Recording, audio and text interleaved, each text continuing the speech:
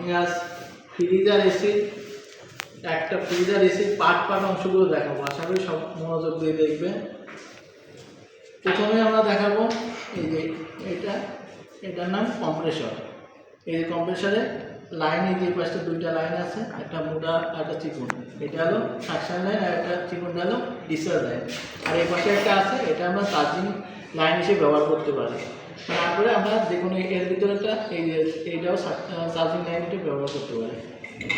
আর এখানে যে তিনটা পয়েন্ট আছে, এ হলো তিনটা পয়েন্টে একটা কমন থাকে, একটা স্টার্টিং থাকে, একটা রানিং থাকে। এখন আমরা কীভাবে মেজারমেন্ট করবো একটা কমন স্টার্টিং কোনটা রানিং, আমরা মাল্টিমিটার বা অ্যাভোমিটার দিয়ে মেপে দেখবো কোনটা কমন, কোনটা স্টার্টিং, কোনটা রানিং। আমরা জানি তো একটা কম্প্রেসর ভিতর কী কী থাকে। একটা কম্প্রেসর ভিতর থাকে কম্প্রেসর অয়েল, পিস্টন, সিলিন্ডার, এগুলোই থাকে। আর এই যে এই দুটা দেখতেছো, এই দুটা হলো রিলে, একটা কারেন্ট কয়েল রিলে, একটা পিটিসি রিলে। আর এটা হলো ওভারলোড প্রোটেক্টর।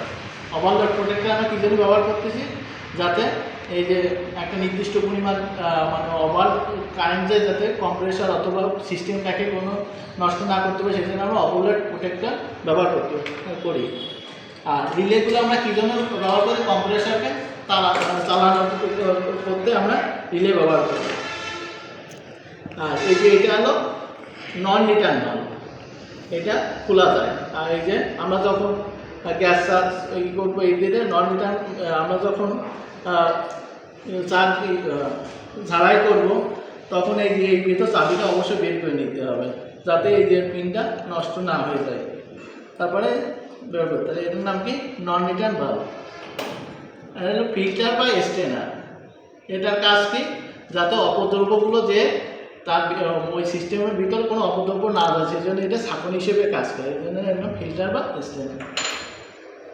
তাহলে এই সিস্টেমে আমরা জানি কি, একটা কম্প্রেসারের মেন সেক্টরগুলো রয়েছে compressor, condenser, evaporator, expansion device. এখন এই কম্প্রেসার পরের যে পার্টটা থাকে সেটা হলো কনডেন্সার। এই কম্প্রেসারের ডিসচার্জ লাইনের সাথে এই কনডেন্সারটা যুক্ত থাকে, এই যে কনডেন্সার। আর এই আমাদের ফ্রিজের পিছনে কনডেন্সারটা থাকে। এই কনডেন্সারটাকে হাত দিলে দেখবো গরম হয়, কারণ এর ভিতর দিয়ে উচ্চ তাপমাত্রায় গ্যাসটা প্রবাহিত হয়। তারপরে কি, এই যে এটার নাম কি, ক্যাপিলারি ফিল্ড। আর এটা হলো কনডেন্সার। এই যে এর ভিতর দিয়ে বাতাস বের হয়ে সিস্টেমটাকে ঠান্ডা করে।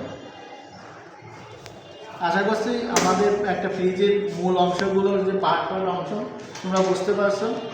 সেগুলো আর নেক্সটে কোনো ভিডিও নিয়ে আসবো। সেগুলো ভালো থাকো, সুস্থ থাকো।